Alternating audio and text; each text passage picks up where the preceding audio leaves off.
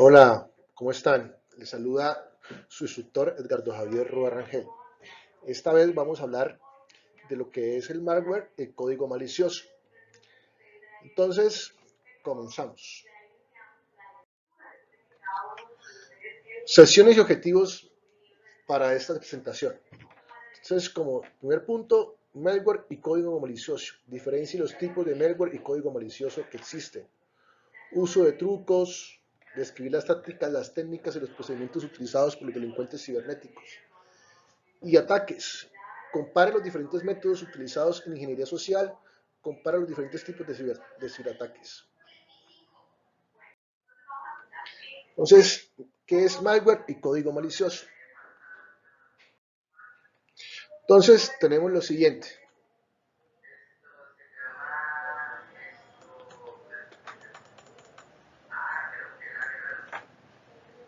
Encontramos virus, tipos de malware, gusanos y troyanos. ¿Qué es cada cosa de estas? Entonces, cuando hablamos de virus, es un código malicioso ejecutable asociado a otro archivo ejecutable, como un programa legítimo. La mayoría de los virus requieren la inicialización del usuario final y se pueden activarse en un momento o fecha específico. Gusano.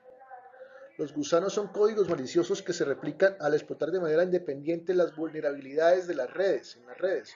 Los gusanos por lo general ralentizan las redes, mientras que un virus requiere la ejecución de un programa del host, los gusanos pueden ejecutarse por sí mismos.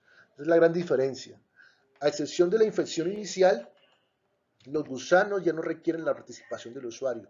Entonces, si se dan cuenta, es mucho más peligroso un gusano. Y por último tenemos el troyano. Un troyano es un malware que ejecuta operaciones maliciosas bajo la apariencia de una operación deseada. Este código malicioso ataca los privilegios de usuario que lo ejecutan. Un troyano horse o caballo troyano se diferencia de un virus debido a que el troyano está relacionado con los archivos no ejecutables, como archivos de imagen, de audio o juegos, básicamente.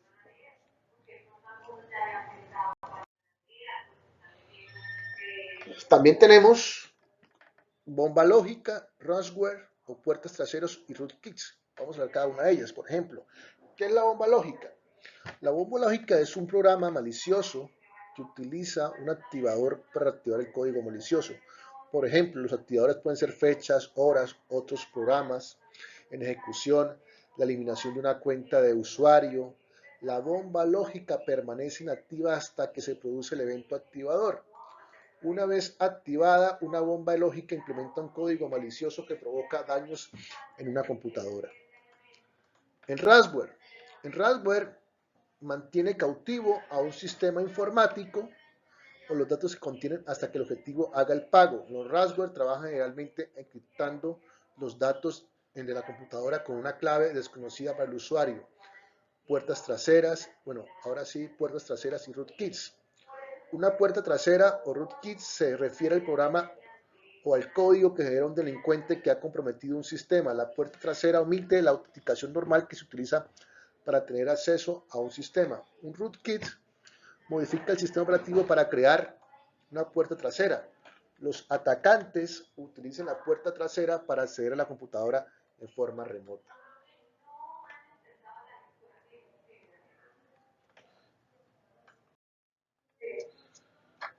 También encontramos ahora en otro ítem ataques a correos electrónicos y navegadores. Entonces, por ejemplo, el correo electrónico es un servicio universal utilizado por miles y millones de personas, ¿cierto? Como uno de los servicios más populares, el correo electrónico se ha convertido en una vulnerabilidad importante para usuarios y organizaciones. Entonces, en este caso encontramos lo que se conoce como el spam y el spyware. Entonces, el spam, el correo no deseado, también conocido como correo basura, es el correo electrónico no solicitado. En la mayoría de los casos, el correo no deseado no es un método publicitario. Sin embargo, el correo no deseado puede utilizar para enviar, puede ser utilizado para enviar método para enviar contenido engañoso, ¿cierto? Entonces, tener mucho cuidado con el spam. El spyware.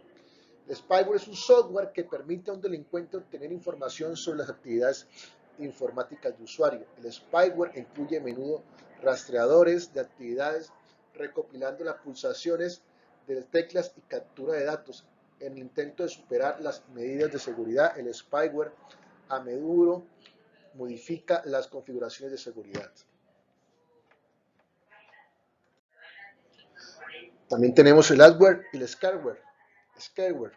Entonces tenemos el adware. El adware muestra generalmente las molestas ventanas emergentes de publicidad para generar ingresos para sus autores. El malware puede analizar los intereses del usuario al realizar el seguimiento de los sitios web visitados. Luego puede enviar la publicidad emergente en relación con estos sitios. Y el scareware convence al usuario a realizar acciones específicas según el temor. El scareware falsifica ventanas emergentes que se asemejan a las ventanas de diálogo del sistema operativo.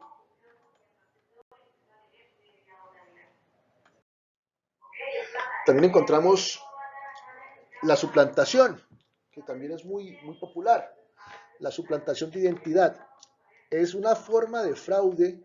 Los delincuentes cibernéticos utilizan el correo electrónico, la mensajería instantánea u otros medios sociales para intentar recopilar información como credenciales de inicio de sesión o de información de la cuenta, disfrazándose como una entidad o persona de confianza. La suplantación de identidad ocurre cuando una parte maliciosa envía un correo electrónico fraudulento, disfrazado como fuente legítima y confiable. El objetivo de este mensaje es engañar al destinatario para que instale malware en su dispositivo o comparte información personal o financiera. Suplantación de identidad focalizada. ¿Qué es eso? La suplantación focalizada es un agente de suplantación de identidad altamente dirigido. Si bien la suplantación de identidad y la suplantación de identidad focalizada usan correos electrónicos para llegar a las víctimas, mediante la suplantación de identidad focalizada se envían correos electrónicos personalizados a una persona específica. Esta es la gran diferencia.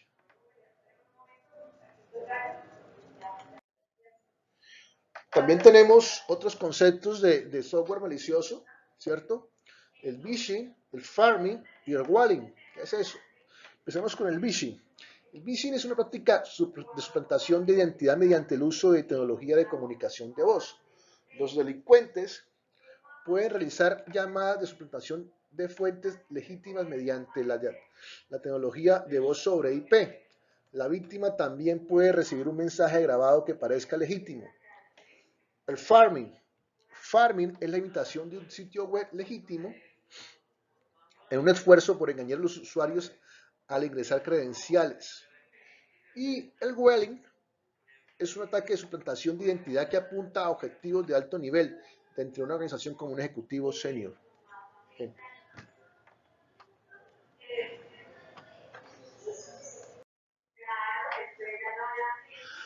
Ataques a correos electrónicos y navegadores. Entonces encontramos también complementos que también ayudan a perjudicar nuestros sistemas. Envenenamiento SEO, secuestrador de navegadores. Complementos. Los complementos de manera obra, por ejemplo, uno de los más populares es el Adobe Flash, por ejemplo. Entonces, los complementos de memoria Flash y Shotwave de Adobe permiten desarrollo de animaciones interesantes de gráficos y caricaturas que aumentan considerablemente la apariencia de una página web. Los complementos muestran el contenido desarrollado mediante el software adecuado, ¿cierto? El envenenamiento SEO. Los motores de búsqueda como Google funcionan clasificando páginas y presentando resultados relevantes conforme a las consultas de búsqueda de los usuarios, según la importancia del contenido del sitio web, que puede aparecer más arriba o más abajo de la lista de resultados de la búsqueda.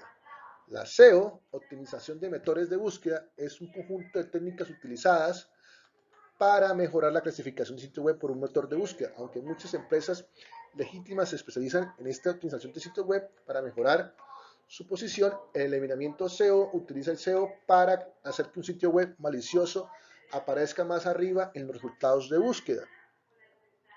Entonces, importante esa parte. Secuestrador de navegador. Un secuestrador de navegador Es un malware que altera la configuración del navegador de una computadora para redirigir al usuario a sitios web que pagan los clientes de los delincuentes cibernéticos. Los secuestradores de navegadores instalan sin permiso del usuario y generalmente son parte de una descarga desapercibida.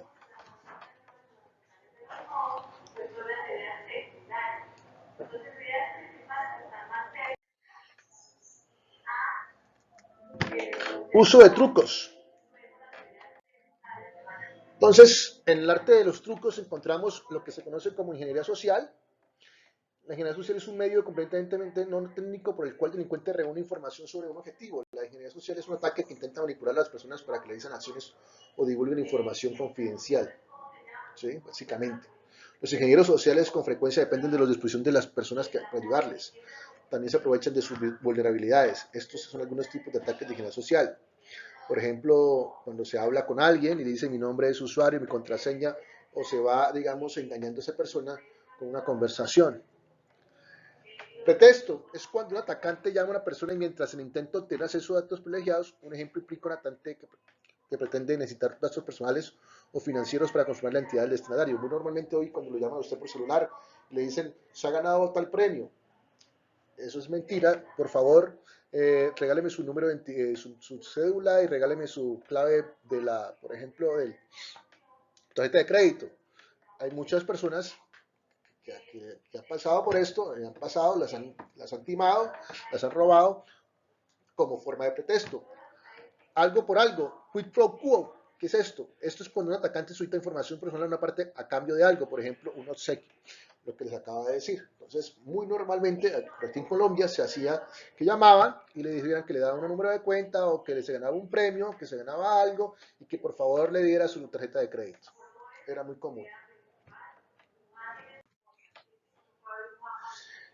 También tenemos lo que se conoce como espiar por encima del hombre y hurgar la basura. Se refiere a recoger PIN, códigos de acceso o números de tarjetas de crédito. Un atacante puede estar muy cerca de su víctima, puede utilizar los prismáticos o las cámaras de circuito cerrado para espiar, ¿cierto? Simulacro de identidad y engaño. La suplantación de identidad es la acción que pretende ser alguien más. Por ejemplo, una reciente estafa telefónica afectó a los contribuyentes. Un delincuente que se presentó como un empleado del IRS le dijo a las víctimas que debían dinero en la IRS. El piggybacking y el tailgating. ¿Qué es eso? Es una práctica mediante la cual unos delincuentes siguen a una persona autorizada a todas partes para tener ingreso a una ubicación segura, a una red restringida. El tailgating es otro término que describe la misma práctica. Trucos de líneas y basados en correo electrónico. Si en lugar de trabajo reenvía correo electrónico engañoso y otras bromas, películas graciosas y correos electrónicos que no están relacionados con el trabajo, puede violar la práctica de uso aceptable de la empresa y esto puede generar medidas disciplinarias. Ataques. Hemos hablado de software malicioso, vamos a hablar de ataques. Encontramos ataques de denegación de servicio, análisis y falsificación de identidad. Entonces, ¿qué es eso de denegación de servicio? Son un tipo de ataque a la red. Un ataque de DOS da como resultado cierto tipo de interrupción de los servicios de red a los usuarios, los dispositivos o las aplicaciones. Los ataques de DOS o denegación de servicio son un riesgo importante porque pueden interrumpir fácilmente la comunicación y causar pérdida significativa de tiempo y dinero. Estos ataques son relativamente simples de llevar a cabo, incluso por un atacante inexperto. Análisis. La técnica de análisis es similar a escuchar escondidas a alguien. Ocurre cuando los atacantes examinan todo el tráfico de red a medida que pasa por la NIC, la tarjeta de red, independientemente si el tráfico está dirigido a ellos o no. Lo que llamaríamos un sniffer, ¿cierto? Independientemente si el tráfico está dirigido a ellos o no. Los delincuentes lo logran realizar análisis de la red con una aplicación de software, dispositivos o hardware, una combinación de ambos. Entonces, una posible puede ser Wireshark. Él escucha el tráfico que hay por su red. Falsificación de identidad. Es un ataque que aprovecha una relación de confianza entre dos sistemas. Si dos sistemas aceptan la autenticación, lograda por cada uno, es posible que una persona registrada en un sistema no pase nuevamente por un proceso de autenticación para acceder al otro sistema. ¿Sí? Esos son los tres tipos de ataques. Otros ataques también muy conocidos son el hombre en el medio, man in the middle, ataques día cero y registro de teclado. ¿Qué es esto? Pues man in the middle, un delincuente realiza un ataque al interceptar las comunicaciones entre las computadoras para robar la información que transita por la red. El delincuente también puede elegir manipular los mensajes y retransmitir información falsa entre los hosts, ya que estos desconocen que se produjo una modificación en los mensajes. El ataque hombre en el medio permite que los delincuentes tomen el control de un dispositivo sin el conocimiento del usuario.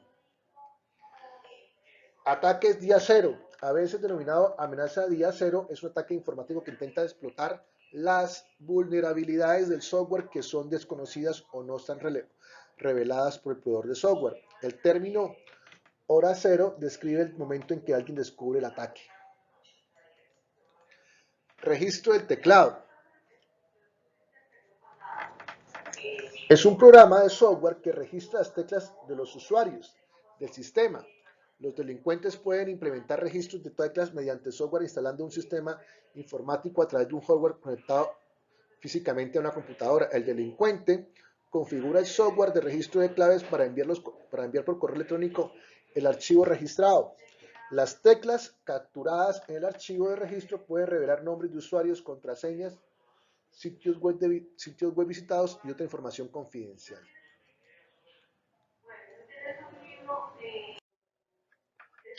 También ataques a dispositivos móviles e inalámbricos. Entonces, por ejemplo, una de las técnicas que pueden encontrarse también es el Greyware o es el SMI Shine. Entonces, la técnica Greyware incluye aplicaciones que se comportan de manera molesta o no deseada. Usted descarga alguna aplicación del Apple Store, si estamos trabajando con Android, de celulares. La técnica de Greyware no puede tener un malware reconocible, pero aún puede presentar un riesgo para el usuario. La técnica de Greyware se está convirtiendo en una era problemática en la seguridad móvil con la popularidad de los smartphones. Y si hablamos de la SMI Shine, es la abreviatura de la suplantación de identidad de los SMS, ¿cierto? Mensajes cortos. Utiliza el servicio de mensajes cortos para enviar mensajes de texto falsos. Los delincuentes engañan a los usuarios al visitar un sitio web o llamar a un número telefónico. Las víctimas desprevenidas pueden proporcionar información confidencial como información de la tarjeta de crédito, visitar una página web o provocar que el usuario descargue sin saberlo un malware que infecte todo el dispositivo.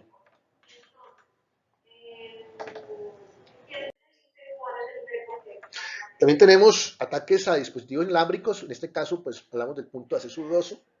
Un punto de acceso dudoso es un punto de acceso inalámbrico instalado en una red segura sin autorización explícita. Un ejemplo dudoso se puede configurar de dos maneras. Entonces tenemos interferencia de RF, radiofrecuencia. Las señales inalámbricas son susceptibles a la interferencia electromagnética. Las interferencias de radiofrecuencia e incluso pueden ser vulnerables a rayos o ruidos de luces fluorescentes. Las señales inalámbricas también son vulnerables a las interfaces deliberadas. La interferencia de radiofrecuencia interrumpe la transmisión en una estación de radio satélite para la señal no alcance la estación receptora. Puede ser, yo lo diría como más bien como un saboteo, ¿cierto? Ataque, pero es un saboteo a la red como tal. Bluejacking y Blue Snerfing. Bluejacking es el término que utiliza para enviar mensajes no autorizados a otros dispositivos de Bluetooth. El Blue Snerfing ocurre cuando el atacante copia la información de la víctima de su dispositivo. Esa información puede incluir correos electrónicos y listas de contactos.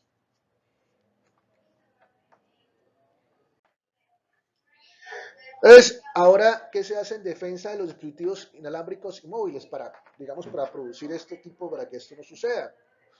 ¿Qué se puede, cómo mitigar este tipo de ataques? Entonces, como dice acá, existen varios tipos a seguir. Por ejemplo, uno de los que ponemos acá, que son tres, dice, la mayoría de los productos de la WLAN o LAN inalámbricas utilizan configuraciones predeterminadas. Aproveche las características básicas de seguridad inalámbrica como la autenticación y la encriptación a cambiar los ajustes de configuración predeterminada. Entonces, cambiar contraseñas, que sean contraseñas con encriptación robusta, etcétera, para que no sean fáciles de suplantar. Restringe la ubicación del punto de acceso con la red al colocar estos dispositivos fuera del firewall o dentro de una zona perimetral DMZ que contenga otros dispositivos no confiables como correo electrónico y servidores web. Entonces no colocarlos ahí. Las herramientas WLAN como NestTumbler pueden descubrir puntos de acceso dudosos o estaciones de trabajo no autorizadas. Desarrolla una política de invitado para abordar la necesidad cuando los invitados legítimos necesiten conectarse a internet mientras estén de visita. Para los empleados autorizados, utilice la red privada VPN de acceso remoto para el acceso a la WLAN. Son las diferentes técnicas que se pueden utilizar para evitar o mitigar estos ataques. También encontramos ataques de aplicaciones, Entonces, entre esos encontramos, por ejemplo, los scripts entre sitios o XSS. Es una vulnerabilidad que se encuentra en las aplicaciones web. El XSS permite a los delincuentes inyectar scripts en las páginas web que ven los usuarios. Estos scripts pueden contener un código malicioso.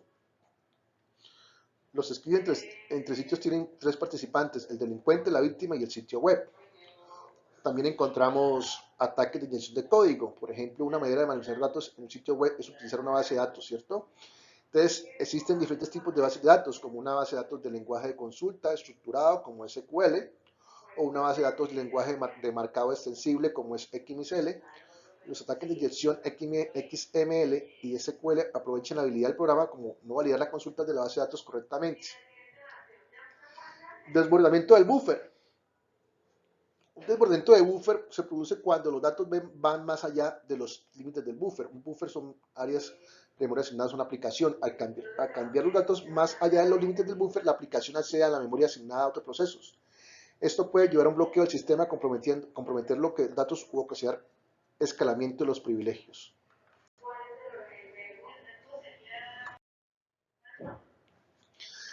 Defensa de los ataques de aplicaciones. Entonces encontramos varios ítems. La primera línea de defensa contra un ataque en aplicaciones es escribir un código sólido. Independientemente del idioma usado o el origen de la entrada externa, la práctica de una programación prudente es tratar como hostil las entradas que estén fuera de una función. Valide todas las entradas como si fueran hostiles. Mantenga actualizado todo el software que incluye sistemas operativos y no aplicaciones. Y no ignore los indicadores de actualización. No todos los programas se actualizan automáticamente, entonces, en el mejor de los casos, seleccione siempre la opción de actualizar manual.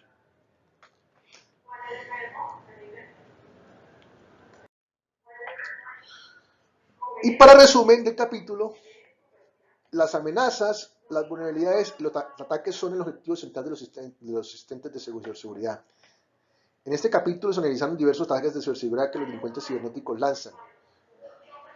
Se explicó la amenaza de malware y código malicioso. En el capítulo se analizó los tipos de trucos involucrados en ingeniería social. Las maniobras explicaron los tipos de ataques que permiten las redes inalámbricas y cableadas. Y finalmente este capítulo analiza las vulnerabilidades que permiten los ataques en las aplicaciones. La comprensión de los tipos de amenazas posibles permite a una organización identificar las vulnerabilidades que hacen que ésta sea su objetivo. La organización luego podrá conocer cómo defenderse de los trucos y maniobras de seguridad. Muchas gracias por su atención recibida. Hasta luego.